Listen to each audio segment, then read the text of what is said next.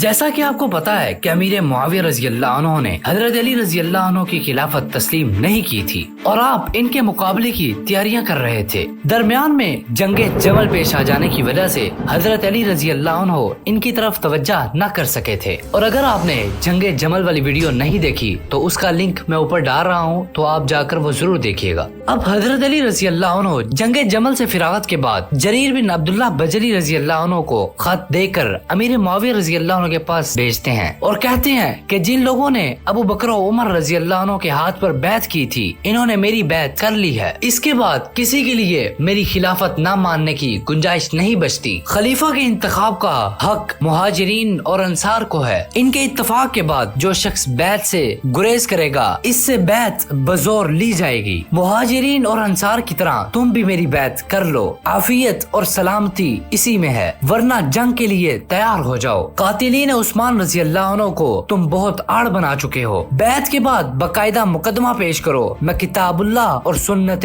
رسول اللہ صلی اللہ علیہ وسلم کے مطابق اس کا فیصلہ کروں گا۔ اس وقت امیر معاویہ رضی اللہ عنہ بہت ساری مشکلات میں گرے ہوئے تھے۔ محمد بن نبی حذیفہ جو ان کے شدید مخالفین میں تھے، قید خانے سے نکل بھاگے تھے۔ رومی علیحدہ سواحل شام پر حملے کے لیے فوجیں جمع کر رہے تھے۔ اسی درمیان میں حضرت علی رضی اللہ عنہ کا یہ تحدیدی خط پہنچا۔ امیر معاویہ رضی اللہ عنہ نے عمرو بن عاص رضی اللہ عنہ کو بلا کر ان سے مشورہ کیا۔ انہوں نے کہا محمد بن نبی حذیفہ کا فرار ہو جانا کچھ زیادہ اہم نہیں ہے، انہیں تلاش کراؤ، اگر مل جائیں تو ٹھیک ہے، ورنہ تمہیں کوئی نقصان نہیں پہنچا سکتے۔ کیسر و روم کے قیدیوں کو چھوڑ کر ان سے صلح کر لو، اس شرط پر وہ فوراً آمادہ ہو جائیں گے۔ علی بن ابی طالب رضی اللہ عنہ کا معاملہ البتہ اہم ہے، مسلمان کبھی تم کو ان کے برابر نہ سمجھیں گے۔ امیر معاویہ رضی اللہ عنہ نے کہا انہوں نے عثمان رضی اللہ عنہ کے قتل میں امانت کی ہے اور فتنہ برپا کر کے امت میں پھوٹ ڈالی ہے۔ امیر معاویہ رضی اللہ عنہ نے کہا انہوں نے عثمان رضی اللہ عنہ کے قتل میں اعانت کی ہے اور فتنہ برپا کر کے امت میں پھوٹ ڈالی ہے۔ عمرو بن عاص رضی اللہ عنہ نے کہا کچھ بھی ہو، لیکن تم ان کے مقابلے میں سبقت اسلام اور قرابت نبی صلی اللہ علیہ وسلم کا شرف حاصل نہیں ہے، اور میں خواہ مخواہ تمہاری کامیابی میں کیوں مدد کروں۔ معاویہ رضی اللہ عنہ نے کہا آخر کیا چاہتے ہو؟ عمرو بن عاص رضی اللہ عنہ بولے مصر کی حکومت۔ معاویہ رضی اللہ عنہ نے کہا مصر بھی تو عراق سے کم نہیں ہے۔ عمرو بن عاص رضی اللہ عنہ نے جواب دیا لیکن یہ مطالبہ اس وقت ہے جب ساری دنیا اسلام تمہارے زیر نگین ہوگی۔ عمرو بن عاص رضی اللہ عنہ سارے عرب میں تدبر و سیاست میں فرد تھے، اس لیے امیر معاویہ رضی اللہ عنہ ہر قیمت پر ان کے تدبر سے فائدہ اٹھانا چاہتے تھے۔ چنانچہ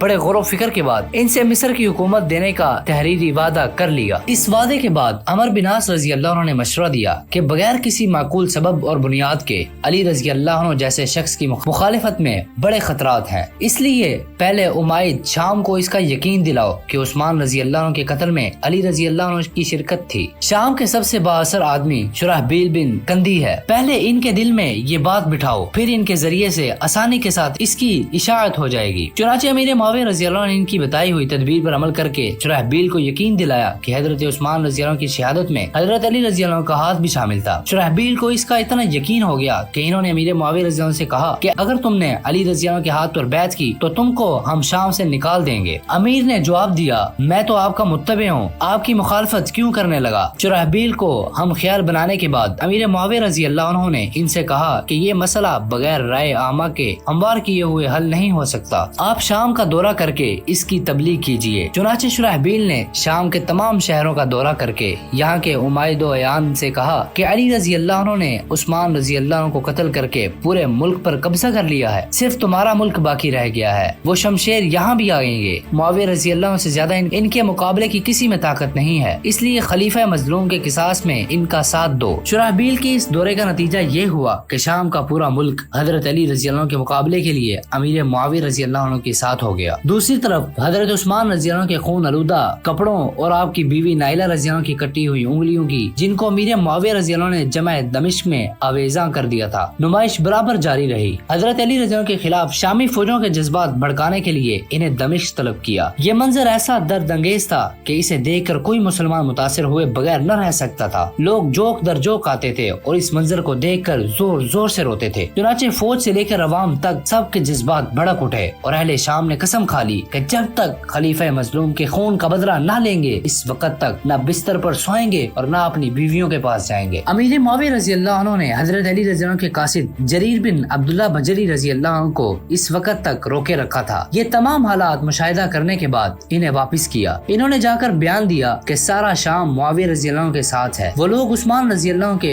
कपड़ों पर रोते हैं और कहते हैं कि अली रज़ी अल्लाह ने उस्मान रज़ी अल्लाह को कत्ल किया है और इनके कातिलों को पनाह दी है और ये अहद किया है कि या अपनी जान दे देंगे या जान लेकर रहेंगे। हजरत अली रज़ी अल्लाह पूरी तरह अमीर मुआविया रज़ी अल्लाह के साथ मुसालियत के लिए आमादा थे। सिर्फ इनके आखिरी जवाब का इंतजार था। जरीर बिन अब्दुल्ला बजली रज़ी अल्लाह को वापसी के बाद आपके लिए जंग के सवा कोई चारा न रह गया था। चुनाचे इसके इंतजामात शुरू कर दिए। ये देखकर अभी जंगे जमल का बहा हुआ खून भी खुश्क न होने पाया था कि फिर मुसलमानों की तलवारें आपस में बेनियाम होने वाली हैं। बाज मुखलिस और खैर ख्वाह उम्मत मुसलमानों ने इसे रोकने की तदबीरें की और शाम के एक आबिद और जाहिद बुजुर्ग अबू मुस्लिम खुलानी चंद आदमियों को साथ लेकर अमीर मुआविया रज़ी अल्लाह के पास गए और इनसे कहा, मुझे मालूम हुआ है कि तुम अली बिन अबी तालिब रज़ी अल्लाह से लड़ने की तैयारियां कर रहे हो। तुमको सबकत इस्लाम का शरफ हासिल नहीं है, फिर किस बुनियाद पर तुमको इनकी बराबरी का दावा है? अमीर मुआविया रज़ी अल्लाह ने जवाब दिया, मैं फजीलत में इनकी बराबरी का मुद्दाई नहीं हूँ। आपको मालूम है कि उस्मान रज़ी अल्लाह अन्हु मजलूम शहीद किए गए हैं। इन लोगों ने कहा कि हाँ। अमीर मुआविया रज़ी अल्लाह ने कहा, बस हम सिर्फ ये चाहते हैं कि कातिलों को हमारे हवाले कर दिया जाए, हम इनकी खिलाफत तस्लीम करेंगे। अबू मुस्लिम खुलानी ने कहा, तुम इसे लिख कर दे दो, मैं अली रज़ी अल्लाह के पास लेकर जाऊंगा। चुनाचे अमीर मुआविया रज़ी अल्लाह ने ये खत लिखा, खलीफा उस्मान रज़ी अल्लाह अन्हु तुम्हारे यहाँ तुम्हारी मौजूदगी में कत्ल किए गए। तुम इनके घर का शोरो गोल सुनते रहे और अपने कोलो अमल से ना रोका। मैं सच्ची कसम खाकर कहता हूँ कि अगर तुम सच्चाई और इखलास से इनकी मुदाफत किए होते तो हम में कोई तुम्हारी मुखालफत न करता। दूसरा इल्जाम तुम पर यह है कि तुमने कातिलीन उस्मान रज़ी अल्लाह को पनाह दी और वो इस वक्त तुम्हारे कुव्वते बाजू हैं, तुम्हारे आवान और अंसार और तुम्हारे मशीर कार हैं। हमको ये भी मालूम हुआ है कि तुम उस्मान रज़ी अल्लाह के खून से बरात करते हो। अगर तुम इसमें सच्चे हो तो कातिलों को कसास के लिए हमारे हवाले कर दो। हम सबसे पहले तुम्हारी बैत के लिए तैयार हैं और अगर ऐसा नहीं करते तो हमारे पास तुम्हारा जवाब सिर्फ तलवार है। अल्लाह वाद की कसम, हम लोग बहरोबर से उस्मान रज़ी अल्लाह के कातिलों को तलाश करके कत्ल करेंगे या खुद जान दे देंगे। अबू मुस्लिम ये खत लेकर कूफा गए और हजरत अली रज़ी अल्लाह की खिदमत में पेश करके अर्ज किया कि आप खलीफा हैं, अगर आप इसके हकूक पूरे करें तो अल्लाह की कसम ये मनसब हम किसी दूसरे के लिए पसंद नहीं करते। उस्मान रज़ी अल्लाह अन्हु मजलूम शहीद किए गए, इनके कातिलों को आप हमारे हवाले कीजिए, आप हमारे अमीर हैं। इसके बाद अगर कोई शख्स आपकी मुखालफत करेगा तो हम आपके मददगार हैं। ये मुतालिबा सुनकर हजरत अली रज़ी अल्लाह अन्हु ने अबू मुस्लिम को ठहरा लिया और फरमाया कि कल इसका जवाब दूंगा। दूसरे दिन अबू मुस्लिम जामे कूफा में आपसे मिले। यहाँ देखा कि 10,000 मसलहा आदमी नारा लगा रहे हैं कि हम सब उस्मान के कातिल हैं। ये रंग देखकर अबू मुस्लिम ने कहा, मालूम होता है कि इन्हें मेरे आने का सबब मालूम हो गया है और इन्होंने बचाव की ये तदबीर निकाली है। हजरत अली रज़ी अल्लाह ने फरमाया, मैंने हर चंद इस मामले को संभालने की कोशिश की लेकिन कातिलों का हवाला करना मेरे इम्कान में ही नहीं था और अमीर मुआविया रज़ी अल्लाह अन्हु को खत का ये जवाब लिखा कि उस्मान रज़ी अल्लाह के कत्ल में मेरा कोई ताल्लुक नहीं है, मैंने किसी को इनके खिलाफ नहीं भड़काया। अलबत्ता जब ज्यादा हंगामा बरपा हुआ तो मैं खाना नशीन हो गया। मुझको खूब मालूम है कि कातिलीन उस्मान के हवाला करने के मुतालबे को तुम अपने हुसूल मकसद का जरिया बनाना चाहते हो। अगर तुम इस फितना अंगेजी और बेराह रवि से बाज ना आओगे तो जो सुलूक बागियों के साथ किया जाता है वही तुम्हारे साथ किया जाएगा। बिनास रज़ी अल्लाह को लिखा, दुनिया की हिर्स छोड़कर अपने तर्ज अमल से बाज आओ। अमीर मुआविया रज़ी अल्लाह की गलत रवि में इनका साथ देकर अपने आमाल को बर्बाद ना करो। लेकिन इन खुतूत का नतीजा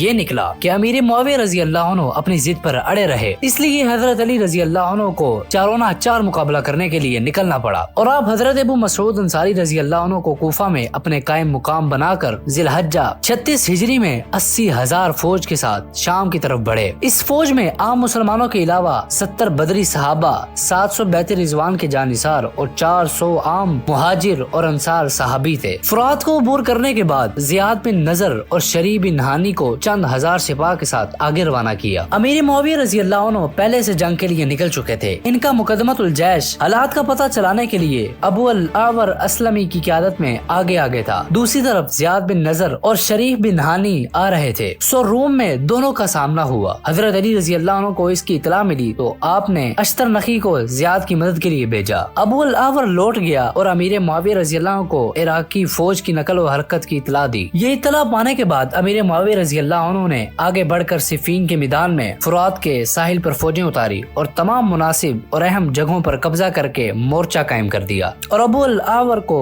10,000 फौज के साथ फुरात के चश्मा पर मुतय्यन मुमकिन कर दिया कि इराकी फौजें पानी तक न पहुंचने पाएं। इस दौरान में हजरत अली रजी अल्लाह अन्हु भी पहुंच गए और शामी फौजों के करीब ही फौजें उतार दी। शामियों ने पहले से अहम मुकामों पर कब्जा करके पानी पर पहरा लगा दिया था, इसलिए हजरत अली रजी अल्लाह अन्हु की फौज को पानी के लिए बड़ी दुश्वारी पेश आई। आपने पहले जुबानी पैगाम भेजा कि पानी की बंदिश मुनासिब नहीं है, लेकिन शामी पानी देने के लिए आमादा न हुए। आखिर में मजबूर होकर हजरत अली रजी अल्लाह अन्हु को बजौर पानी लाने का हुक्म देना पड़ा। चुनाचे इराकी फौज का एक दस्ता चश्मे पर पहुंचा।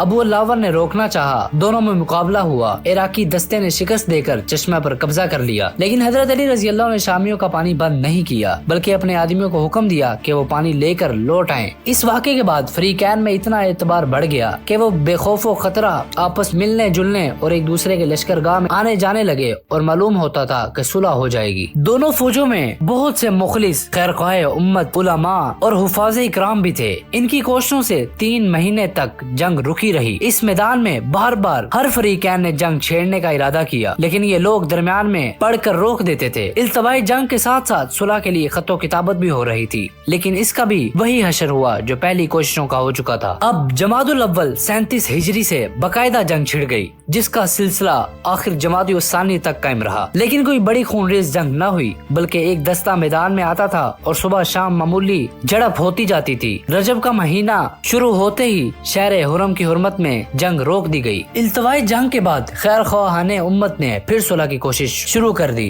कि शायद इसी हद पर ये खाना जंगी रुक जाए और मुसलमानों की कुव्वत आपस में टकराकर बर्बाद न हो। चुनाचे अबू दरदा रजी अल्लाह अन्हु और हजरत अबू उमामा बाहिली रजी अल्लाह अन्हु अमीर मुआविया रजी अल्लाह अन्हु के पास गए और इनसे कहा कि अली रजी अल्लाह अन्हु तुमसे ज्यादा खिलाफत के मुस्तहिक थे, फिर तुम इनसे क्यों जंग करते हो? इन्होंने जवाब दिया, उस्मान रजी अल्लाह के खून नाहक के लिए। अबू उमामा रजी अल्लाह ने कहा, क्या अली रजी अल्लाह ने उस्मान रजी अल्लाह को कत्ल किया? अमीर मुआविया रजी अल्लाह ने जवाब दिया, अगर कत्ल नहीं किया है तो कातिलों को पनाह दी है, अगर वो इन्हें हमारे हवाले कर दें तो मैं सबसे पहले इनके हाथ पर बैत करूंगा। इन दोनों बुजुर्गों ने आपस में जाकर हजरत अली रजी अल्लाह अन्हु को मुआविया रजी अल्लाह का मुतालबा सुनाया। इसे सुनकर हजरत अली रजी अल्लाह की फौज से 20,000 आदमी निकल पड़े और नारा लगाया कि हम सब उस्मान रजी अल्लाह के कातिल हैं। ये रंग देखकर दोनों बुजुर्ग साहिली इलाका की तरफ निकल गए और इस जंग में कोई हिस्सा न लिया। गर्ज सुलह की जितनी कोशिशें हुई सब नाकाम रही और शहर हराम के खत्म होते ही फरीकैन पूरी कुव्वत के साथ मैदान में उतर आए और खून रेज जंग शुरू हो गई, जिसका सिलसिला कई महीने तक जारी रहा। इसकी तफसीलात बहुत तवील हैं। मुख्तसर ये कि फरीकैन के दरमियान कमो पेश